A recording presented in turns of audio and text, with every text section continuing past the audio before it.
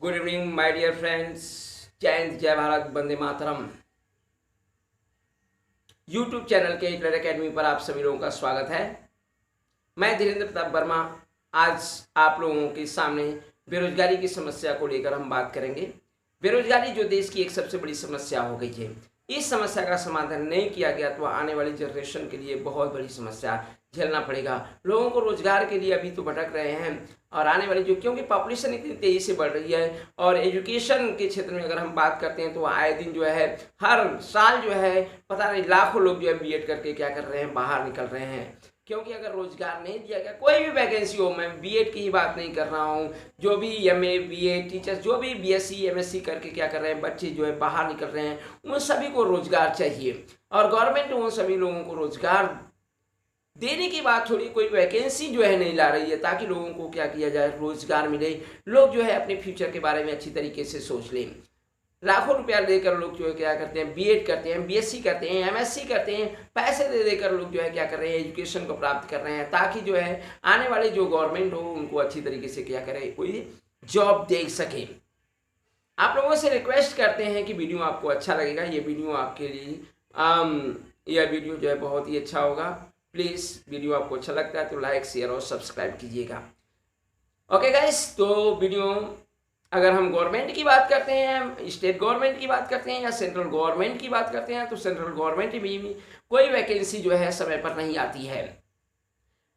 एक वैकेंसी आती है, उस वैकेंसी को फिलअप करने में क्या होता है 5 साल लग जाते हैं। स्टेट गवर्नमेंट की भी वही स्थिति है, एक वैकेंसी लाती है और 5 ईयर्स क्या करती है, उस वैकेंसी को फिलअप करने में अपना बिता देती है। और लोग कुर्सी के चक्कर में जो है सब कुछ कर देते हैं कुर्सी के लिए कि हम हमारी सरकार आएगी तो हम ये करेंगे वो करेंगे, लेकिन कोई भी गवर्नमेंट कुछ करने के लिए कहती नहीं है, वादा करती है। लेकिन जैसे कि नेताओं की अगर हम बात करते हैं तो नेता जो होते हैं, मिनिस्टर्स जो होते हैं, वह वहाँ भी पुल बनाने का वादा कर देते हैं जहाँ पर नदी है ही नहीं। यानी उनकी बातों का कोई मतलब मकसद ही नहीं होता है, उनकी बातों का कोई वैल्यू ही नहीं रहता है कि आखिर वह जनता के सामने क्या बोल रहे हैं क्या नहीं बोल रहे हैं। जितना भी बोलते हैं उसका 1 भी % या 10% भी उसका फॉलो अप नहीं करते हैं। जनता को जागना होगा, बेरोजगारों की संख्या को कम करना होगा। यह तभी हो सकता है जब जनता क्या करेगी, जागेगी, रोजगार युवा वर्ग की जागेंगे। जब तक युवा वर्ग क्या होगा, जागेगा नहीं, तब तक देश का विकास नहीं होगा।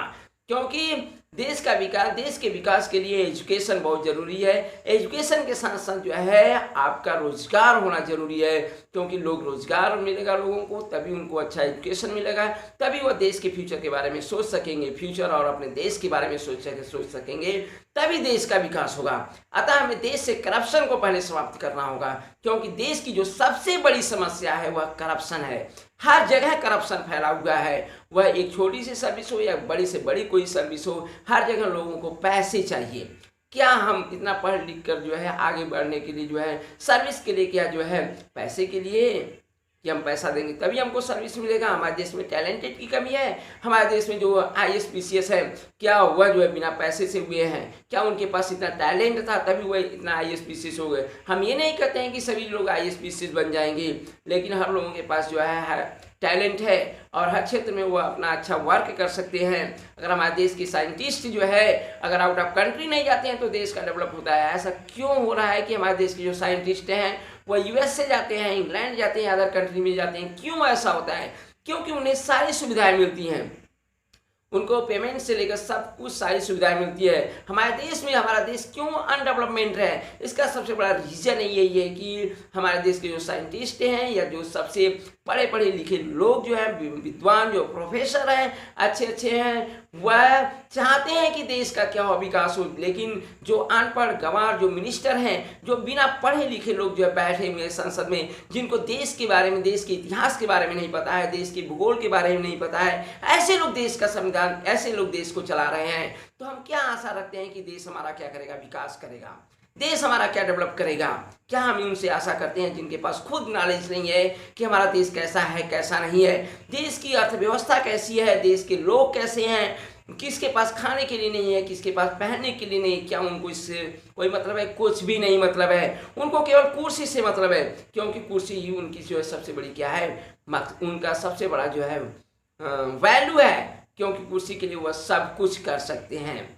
जैसे कहा गया है ना, प्राण जाए पर वचन न जाए, तो उनके लिए वही चीज है। कुर्सी सब कुछ है, जनता खाए चाहे मरे, उससे उनको कोई लेना देना ही नहीं है, लेकिन उनकी कुर्सी नहीं जानी चाहिए। उसके लिए भले जनता क्या हो, बेरोजगारी होकर मरते। अगर हम देश के अंदर की बात करते हैं, हम उत्तर प्रदेश की बात करते हैं, उत्तर प्रदेश जो भारतवर्ष का जो है सबसे मोस्ट पॉपुलेटेड स्टेट है, जहाँ पर जो है भारत का जो है सबसे अधिक जनसंख्या क्या करती है, निवास करती है, और सबसे ज़्यादा विकास के लिए यहाँ पर पैसे आते हैं। लेकिन आखिर वो पैसे जाते कहाँ हैं? लोगों के विकास के लिए आते हैं या खुद के विकास के लिए पैसा जो है मांगते हैं लोग? हमको लगता है ये जनता के विकास के लिए नहीं, ये मिनिस्टर जितने भी बड़े बड़े अधिकारी हैं या मिनिस्टर्स हैं, ये सभी जो है अपने लिए पैसे को इकट्ठा करते हैं, वह जो लोगों की फ्यूचर के बारे में नहीं सोचते हैं। गवर्नमेंट जो है इतना पैसा अलाउट करती है उत्तर प्रदेश के लिए, क्या जहाँ पर पैसा पहुँचना होता है वहाँ पर पैसा पहुँचता है? कभी नहीं पहुँचता है। अगर हम राजीव गांधी की बात करते हैं, जिसमें राजीव गांधी देश के प्रधानमंत्री थे, उन्होंने ये कहा था कि मैं सेंट्रल से अगर 1 रुपये भेजता हूँ जिस स्थान पर पहुँचने के लिए, तो वहाँ पर जो है केवल 10 पैसे ही पहुँचता है। यानी ऊपर से नीचे तक सभी लोग पैसे को खाने वाले हैं। तो इससे क्या देश का विकास होगा? इससे देश से जो है करप्शन कैसे समाप्त होगा? इसके लिए हमें युवा वर्ग को जागना होगा, तभी देश से जो है करप्शन को समाप्त किया जा सकता है। अतः अगर हम शिक्षा विभाग की बात करते हैं, शिक्षा विभाग में पर डे जो है हर ईयर जो है लाखों लोग बीएड करके, एमए करके, जो है पीएचडी करके या बीएससी एमएससी करके जो है बाहर निकलते हैं। क्या उन सभी लोगों को रोजगार, क्या वो सभी लोग जो है रोजगार करने के लिए बाहर निकलते हैं ताकि गवर्नमेंट उनको वैकेंसियाँ लाए, और ताकि वो वैकेंसी लाए ताकि वो अपना जो है फॉर्म को अप्लाई करें और उनको जो है कहीं ना कहीं अच्छी एक सर्विस मिल जाए। लेकिन गवर्नमेंट क्या करती है, एक वैकेंसी को लाती है और उस वैकेंसी को फिलअप करने में 5 ईयर्स का समय ले लेती है, 5 वर्ष का समय ले लेती है, और 5 वर्ष के अंदर जो है पता नहीं कितने लोगों की एज क्या होती है, समाप्त हो जाती है। कितने लोग जिन्होंने टेट क्वालिफाई करके बैठे हुए हैं, वो सोच रहे हैं कि अब आएगी वैकेंसी, अब आएगी वैकेंसी, आशा लगाए बैठे रहते हैं कि गवर्नमेंट उनको वैकेंसी देगी, टीचर बनाएगी, टेट क्वालिफाई करके बैठे हुए हैं, लेकिन उनको वैकेंसी, तब तक क्या हुआ कि वैकेंसी आते आते उनकी एज क्या हुई, समाप्त हो गई। उस टेट का क्या वैल्यू रह गया बताइए? हम वो 1 ईयर में 2 बार टेट करवाते हैं, लेकिन कितनी वैकेंसी लाते हैं? कभी इसके बारे में सोचते हैं? इसके बारे में कभी गवर्नमेंट सोचती है कि हम कितनी वैकेंसी को लाते हैं? ऐसा कुछ भी गवर्नमेंट नहीं सोचती है, वह बस अपनी कुर्सी को देखती है, क्योंकि कुर्सी ही उसके जो है सबसे बड़ी क्या है, वैल्यू है उसके लिए। वह चाहती है कि जनता मरे चाहे जिए, लेकिन उसकी कुर्सी नहीं जानी चाहिए। तो जनता को हमें क्या करना होगा, जागना होगा, युवा वर्ग को जागना होगा, तभी देश से समस्या का समाधान किया जा सकता है। अगर हम बिहार गवर्नमेंट की बात करते हैं, जो पहले की बात करते हैं, तो बिहार एक जो है बहुत ही पिछड़ा हुआ स्टेट था, लेकिन आज की डेट में बात करते हैं तो बिहार एक अच्छा सा स्टेट हो गया है। इसका सबसे बड़ा रीजन ये है कि गवर्नमेंट जैसी रहेगी, जैसी राजा वैसी प्रजा। अगर गवर्नमेंट हमारी अच्छी होगी तो राजा भी, प्रजा भी क्या होगी, अच्छी होगी। जैसे जिस प्रकार से नीतीश कुमार की बात करते हैं, वह 2-3 साल में क्या करते हैं, एक बार टेट को निकालते हैं, और जितने भी टेट क्वालिफाई होते हैं सभी को वह टीचर के पद पर नियुक्त कर देते हैं। हम ये नहीं कहते हैं कि उनको 60,000 सैलरी देते हैं, 10,000 से स्टार्ट करते हैं, तो उनको जो है सभी को तो बेरोजगारी, इससे क्या होती है, बेरोजगारी की समस्या का समाधान तो होगा, लोगों को रोजगार तो मिलता है। मैं ये नहीं करता हूँ कि 100% जो है लोगों को रोजगार मिले, लेकिन जो उस योग्य होता है उसको क्या होता है, रोजगार तो मिलता है। यही चीज़ जो है उत्तर प्रदेश में भी लागू होनी चाहिए कि उसको जो है 2-3 साल में क्या करना चाहिए, 3 साल या 4 साल में एक बार टेट को निकालना चाहिए, और जिस प्रकार जितने लोग भी टेट क्वालिफाई करें उन सभी लोगों को 10,000 पर उनको क्या करें, सर्विस दे दें, ताकि इससे जो देश के अंदर जो है बेरोजगारी जो है, हमारे प्रदेश के अंदर जो बेरोजगारी है, यह बेरोजगारी क्या हो, कम हो सके, लोगों को रोजगार मिल सके, लोगों को जीवन जीने का एक माध्यम मिल सके, एक स्रोत मिल सके, ताकि वो अपना जीवन यापन कर सके, अपने परिवार का पालन पोषण कर सके। क्योंकि आज जो देश की जो सबसे बड़ी समस्या है वह युवा वर्ग के लिए बेरोजगार होना है, और युवा वर्ग के लिए बेरोजगार होने का मतलब क्या है देश जो है हमारा डेवलप नहीं करेगा। जब देश डेवलप नहीं करेगा, जब हम देश डेवलप नहीं करेगा तो हम लोग कैसे, युवा वर्ग क्या डेवलप करेंगे, देश के अंदर रहने वाले लोग डेवलप कैसे करेंगे। अतः हमें देश के साथ साथ जो है देश के लोगों के बारे में भी सोचना चाहिए कि हमें जो है गवर्नमेंट क्या दे रही है, क्या यह गवर्नमेंट जिसको हम इलेक्ट किए हुए हैं, क्या यह 5 साल में हमारे लिए रोजगार के ऑफर लाती है कि नहीं लाती है। इन सारी चीज़ों के बारे में सोचना हम युवा वर्ग का जो है उत्तरदायित्व बनता है। अगर हम इसके बारे में नहीं सोच सकते हैं तो हम अपने पैर पर कुल्हाड़ी मारते हैं। अतः हम युवा वर्ग जितने भी हैं उन सभी लोगों को ये सोचना चाहिए कि हम ऐसी गवर्नमेंट का इलेक्ट करें ताकि जो है लोगों को रोजगार दे सके, देश से बेरोजगारी की समस्या को समाप्त कर सकती। मैं ये नहीं करता हूँ कि सभी लोगों को क्या करें, गवर्नमेंट जॉब दे दे। तरह तरह के और भी क्षेत्र हैं, प्राइवेट सेक्टर है, तरह तरह की कंपनियों को लाना चाहिए, तरह तरह की जो है फैक्ट्रियों को ओपन करना चाहिए ताकि लोगों को क्या करें, रोजगार मिल सके। इससे क्या होगा, लोगों की बेरोजगारी की समस्या का समाधान होगा। लोग बेरोजगार तो होंगे, मैं ये नहीं कहता हूँ किसी को कि इतने पढ़े लिख कर लोग जो है MSc BSc MA BEd सब करके बैठे हुए हैं। क्या, किस लिए बैठे हुए हैं? कि गवर्नमेंट से आस लगाए हुए हैं कि गवर्नमेंट जो है उनको जॉब देगी। अरे जब कैसे जॉब देगी, जब वैकेंसी आएगी तभी ना।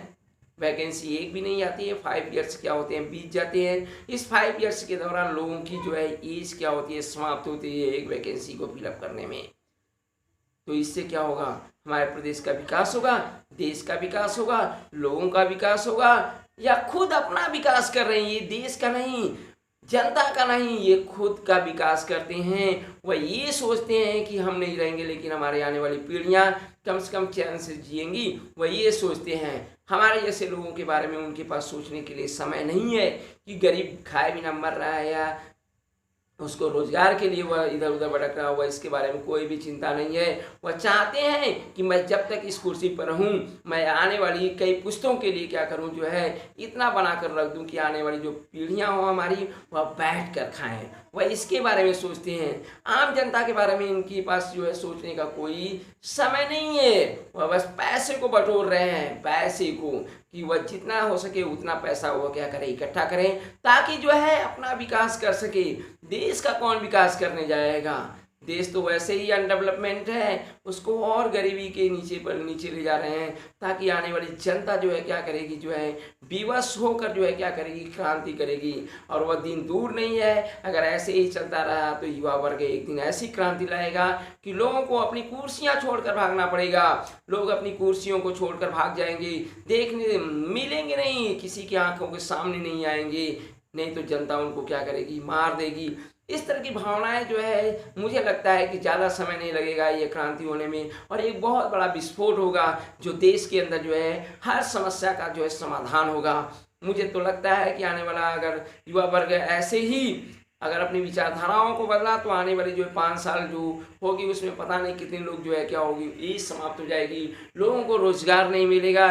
इससे रोजगार को लाना जो है हमारा सबसे बड़ा परम कर्तव्य है। अतः हम ऐसे जो है प्रेसिडेंट या जो है प्राइम मिनिस्टर का इलेक्शन करें या ऐसे चीफ मिनिस्टर का चुनाव करें ताकि वह जनता की भावनाओं के बारे में जाने, जनता के विचारों के बारे में जाने की गरीबी क्या होती है, देश की अर्थव्यवस्था को हमें किस तरह से आगे बढ़ाना है कि आने वाली जो है जनरेशन, जो आने वाली पीढ़ियां हैं वह सोचे कि हमारी गवर्नमेंट क्या हो, एक अच्छी है।